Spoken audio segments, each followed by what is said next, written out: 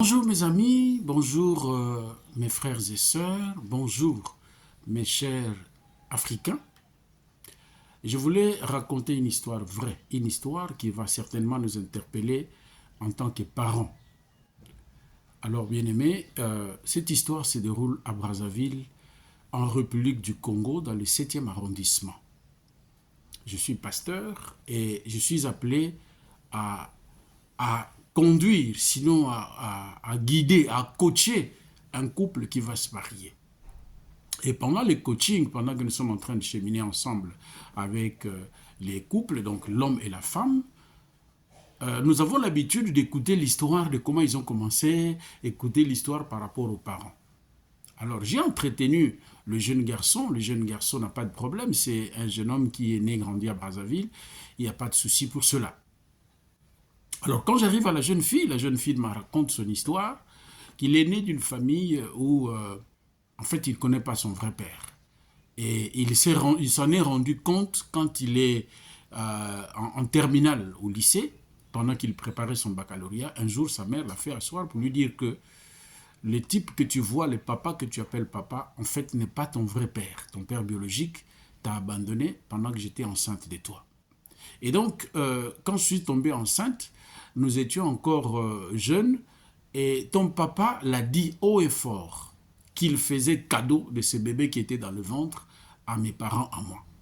Donc, je voulais te le dire parce que tôt ou tard, quand tu grandiras, je ne veux pas que tu puisses écouter cette histoire de la bouche de quelqu'un d'autre. Alors, la jeune fille m'a expliqué justement que maman m'avait raconté l'histoire que le papa qui est là, qui m'élève tous les jours, en fait, n'est pas mon vrai père ou mon père biologique. Alors, j'ai essayé de lui poser certaines questions, genre, est-ce qu'il est vivant? Est-ce qu'il est là? Il dit, je ne sais pas, je n'ai jamais eu contact avec lui, je ne le connais même pas. Alors, bien aimé, le mariage est organisé. Nous avons fait ce qu'il fallait faire. Comme vous le savez, chez nous en Afrique, on ne peut pas aller voir l'officier d'état civil si on n'a pas encore versé la dot. Alors arrive le jour où il faut que le jeune homme aille verser la dot chez les parents de la fille. Nous sommes tous au rendez-vous. Les choses se passent comme d'habitude. De part et d'autre, on a préparé ce qu'il faut préparer. Les deux familles sont réunies, bien habillées. Et donc, on attend que les couples... Bon, toujours, c'est souvent l'homme qui vient le premier. Bon, c'est quand même un garçon qui travaillait... il avait un bon poste, en fait. Il avait un peu d'argent. Donc, c'était quand même une grande cérémonie.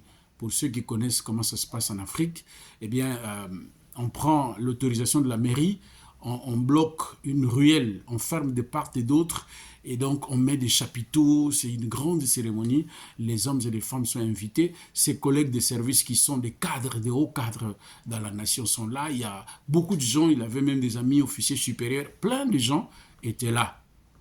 Et moi, étant donné les pères spirituels du couple, je dois aussi être là. Et je suis là en train d'assister. Alors, le garçon arrive avec son cortège.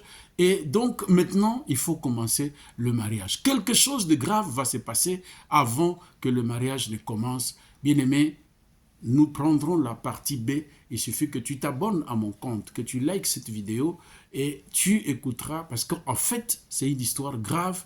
Et vous qui avez des enfants, des familles recomposées, suivez bien cette histoire, c'est une histoire vraie. Assurément, vous allez tirer des conclusions et vous aurez aussi des leçons à tirer par rapport à cette histoire. À suivre, partie B.